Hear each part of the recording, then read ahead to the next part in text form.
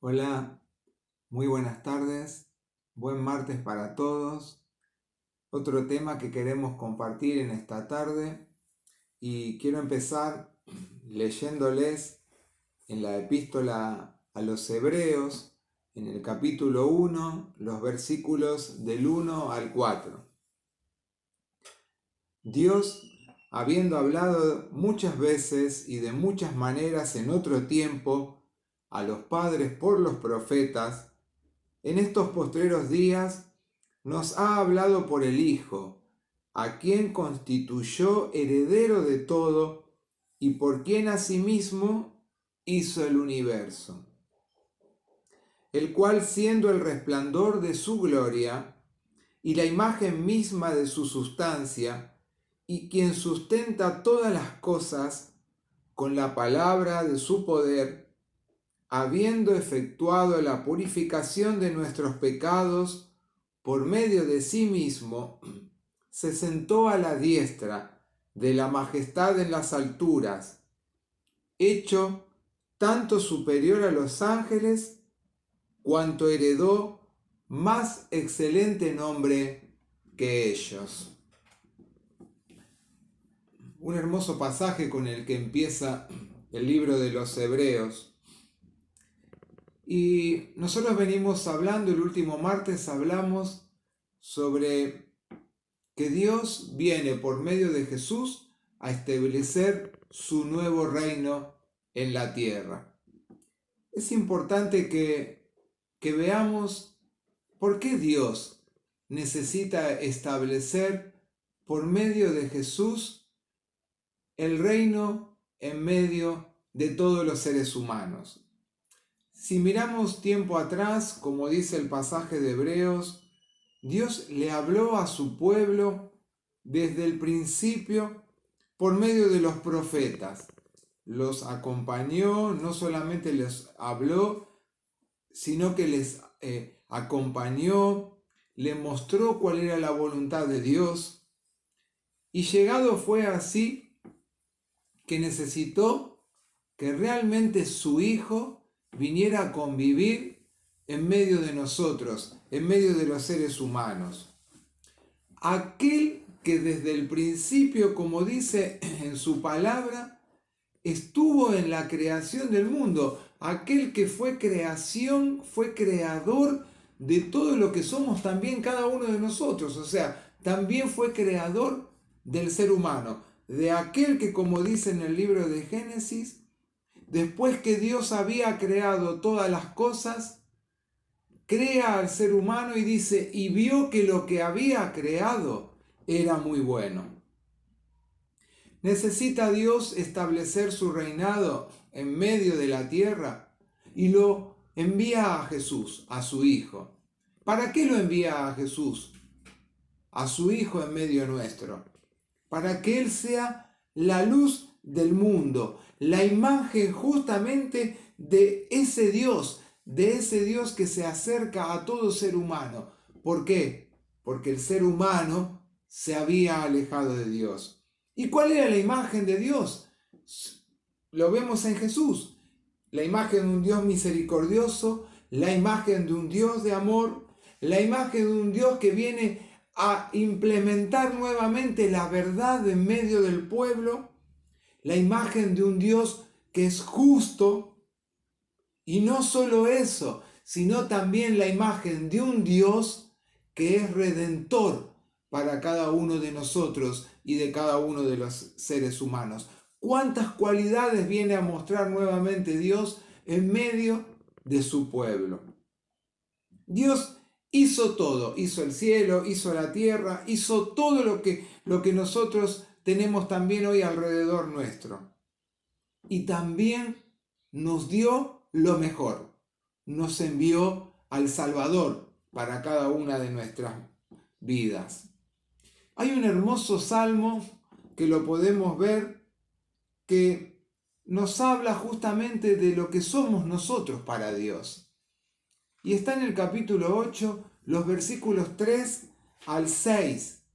Y dice así: Cuando veo tus cielos, obra de tus dedos, la luna y las estrellas que tú formaste. Digo, ¿qué es el hombre para que tengas de él memoria? Y el Hijo del Hombre para que lo visites.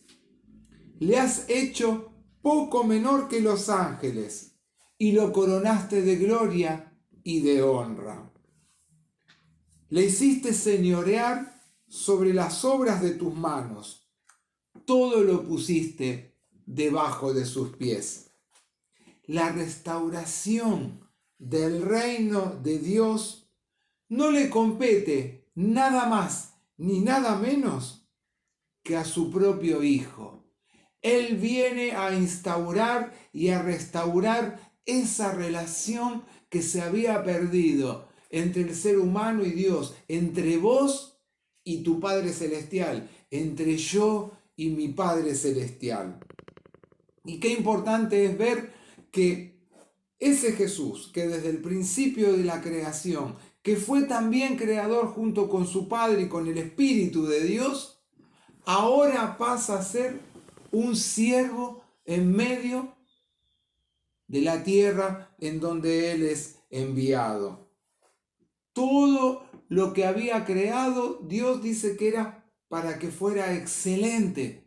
Sin embargo, el ser humano, a partir de su desobediencia, es que empieza a alejarse no solamente de Dios, sino a dañar todo lo que Dios había puesto en medio de la creación. Lo colocó en medio de distintas cosas. Nos colocó a vos y a mí en medio de distintos elementos. Nos colocó entre medio de los animales, entre medio de las plantas, entre medio del medio ambiente en el cual podemos convivir diariamente. Pero sin embargo, esa creación que Dios colocó en medio nuestro implica ¿qué cosa? Una gran responsabilidad. Implica cuidar de cada una de las cosas que Dios puso en medio nuestro. Y sin embargo, así como lo hizo su pueblo en su momento, lo siguió haciendo el ser humano y lo sigue haciendo ahora, destruyó lo que Dios había colocado en medio de la creación para que el ser humano pudiera señorear sobre ella. Fuimos colocados como mayordomos, como aquel que puede administrar solamente todo, pero no solamente administrarlo, sino cuidarlo, saber discernir en qué momento y a dónde de esos elementos que Dios colocó a nuestro alrededor, nosotros pudiéramos tomar para que a nadie le faltara nada. Sin embargo, nosotros nos hemos empeñado, y el ser humano a lo largo de la historia se ha empeñado en destruir todo aquello que Dios había puesto bajo sus pies, bajo sus manos, bajo su mente, para poder hacer de ellos lo que fuera lo mejor para todos, y a partir de ahí ver la gran necesidad que hay en medio de donde cada uno de nosotros nos podemos mover y vivir. Pero la palabra de Dios dice que Jesús fue hecho mayor que los ángeles. Los ángeles no pueden salvar ni hacer las cosas por nosotros. Ellos vienen para acompañar a todo ser humano y velar de que todo ser humano pueda hacer aquellas cosas que Dios tiene preparado para él. Pero los ángeles no pueden hacer nada por cada uno de nosotros. Dice la palabra de Dios que Dios hizo a Jesús mayor aún que los ángeles. Pero también nos dice que hubo un momento donde que Él fue menor justamente a aquellos por los cuales Dios lo había puesto superior. Y ese momento fue cuando Jesús vino a encarnarse como un ser humano en medio de esta creación en la cual vivís vos y en la cual vivo yo. ¿Por qué? Porque tuvo que padecer sin haberlo merecido, sin haber necesitado Él de estar en medio nuestro. tuvo que padecer y pasar por aquellas cosas por las cuales él no merecía, porque él no conocía pecado. ¿Qué cosa fue la que hizo Jesús y por las cuales también tuvo que padecer? En primer lugar, ya lo vimos en otro momento, él tuvo que nacer en un lugar donde no había lugar para él.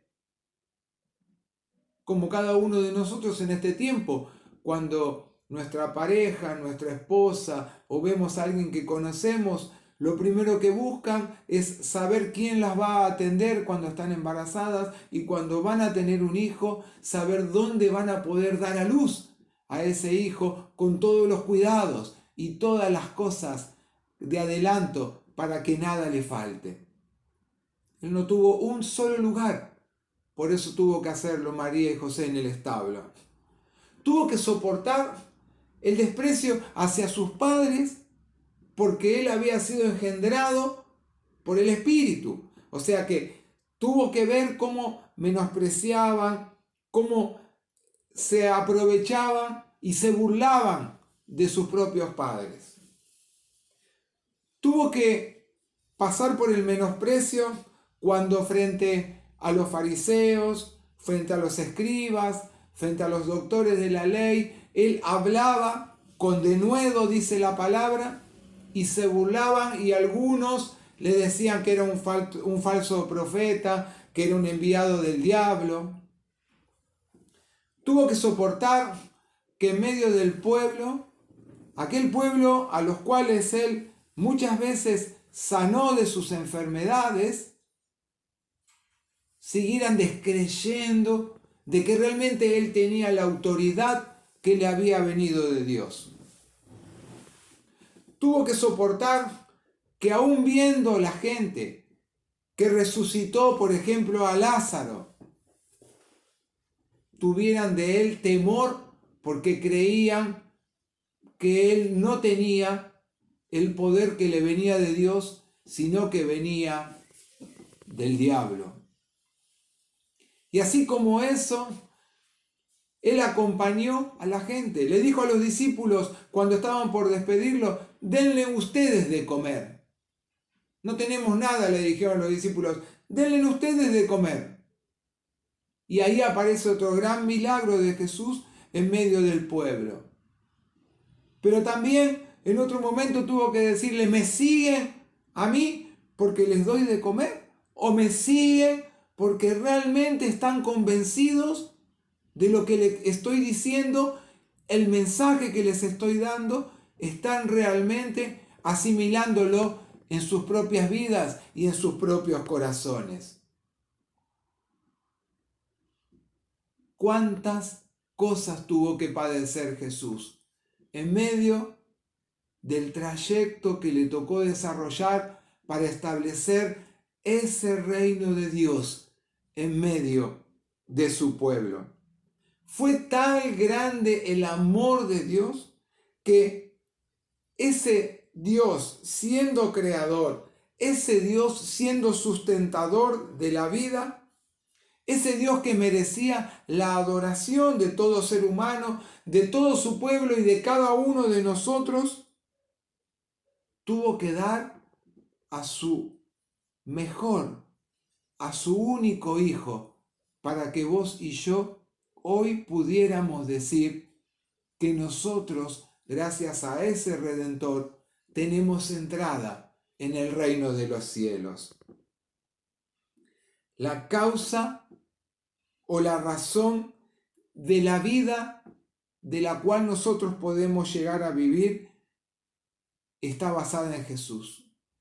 El hecho de que nosotros podamos tener una vida distinta, una vida diferente, una vida para ser vivida de una manera donde vos y yo podamos sentir que somos guiados por su Espíritu, por ese gran Espíritu de Dios que mora en medio de todos nosotros, es gracias a que Jesús vino un día a instaurar el reino de Dios en medio del pueblo. Fue una vida de sacrificio, fue una vida de aflicciones en las cuales tuvo que encarnar Jesús. Fue una vida donde hasta los propios discípulos muchas veces no entendían o desconocían lo que Jesús estaba haciendo. Tanto les cuesta creer, le dijo en algunos momentos Jesús, inclusive a sus propios discípulos.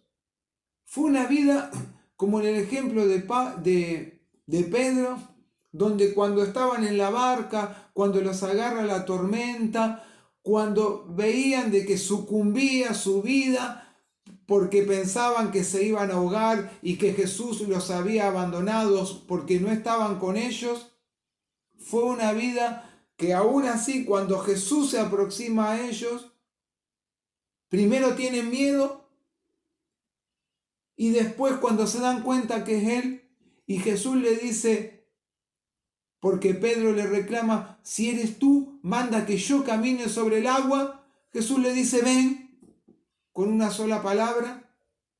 Pedro camina, pero cuando deja de mirar a Jesús, empieza a hundirse. Una vida que se hundía, que iba a la muerte, que se iba a ahogar y que también ahí Jesús le rescata. Una vida que estaba sucumbiendo porque había dejado de mirar al Maestro, a aquel que había venido justamente a restaurar su vida. Pensemos entonces en nosotros. ¿Cuántas veces por dejar de mirar a aquel que es el dador de la vida, muchas veces empezamos a sucumbir en cosas que nos suceden por alejarnos de la presencia de Dios? Nos llama Dios a tener una vida de santificación y que somos llamados a ser santificados. Y santificados somos aquellos que aceptamos el llamado de vivir vidas consagradas. Vidas que se dedican al servicio y al amor de Dios. Consagrar una vida es justamente buscar aquellas cosas por las cuales Dios nos está pidiendo cada día que podamos asirnos de Él para caminar junto con Él a los lugares donde Él quiera mostrarnos, sin olvidarnos que todo lo que podamos hacer, que todo lo que podamos lograr, no es mérito nuestro, sino que se lo debemos justamente a nuestro Padre Dios. Y que su plan de salvación es efectivo simplemente y nada más ni nada menos que para todo aquel que en Él crea, como lo hablamos en otra oportunidad, y pueda confesar, no solamente porque lo cree en su corazón, sino que pueda confesar con sus labios que Jesús es el Señor también de su vida. La cruz fue y será la luz justamente para todos aquellos que quieran ser parte del reino de los cielos. Así como un día vos y un día yo quizás le dijimos al Señor Jesús que queremos que Él sea el Señor de nuestra vida. Y entonces Él nos dio el pasaje, el pasadizo, el puente, la entrada al reino de los cielos, porque restauró tu vida y la mía. Es la misma oportunidad que hoy le está dando a todos aquellos que aún todavía no han confesado a Jesús como su Señor y Salvador. ¿Qué hizo Jesús? Jesús vino a instaurar un reino, pero no se quedó sentado como un rey en el trono, mirando a todos los súbditos y mandaba para que todos hicieran y él miraba de lejos. Jesús vino, instauró el reino, se hizo autoridad en medio de ese reino, tomó posesión de él, caminó en medio del reino, caminó en medio del pueblo, caminó en medio tuyo y en medio mío. Y no solamente caminó, sino que tuvo palabras de bendición, tuvo gestos de bendición, tuvo abrazos de bendición, tuvo sanidades que fueron de bendición para muchas personas y tuvo lo mejor. Dio su vida en la cruz y resucitó para que esa vida que Él ofrecía siga siendo hoy una vida en abundancia. Que podamos entonces nosotros, después de haber podido compartir esta palabra y escuchar lo que Dios tenía preparado para cada uno de nosotros, podamos también ser de bendición en el lugar donde Dios nos ha colocado, porque no nos quedamos estáticos, porque caminamos en medio de todas las situaciones, porque tenemos palabras de bendición, porque podemos tener gestos, no solamente con nuestros brazos, de ayudar a levantar al que está caído por distintos motivos, sino porque ponemos también el hombro para acompañar en esas situaciones, y también tengamos palabras, no solamente para bendecir, sino para hacer que esas personas que aún no le conocen puedan declararlo también como su Señor y Salvador. Que Dios bendiga su palabra, que bendiga nuestras vidas, para que podamos tomar real dimensión de lo que es vivir en el reino de Dios. Que Dios te bendiga.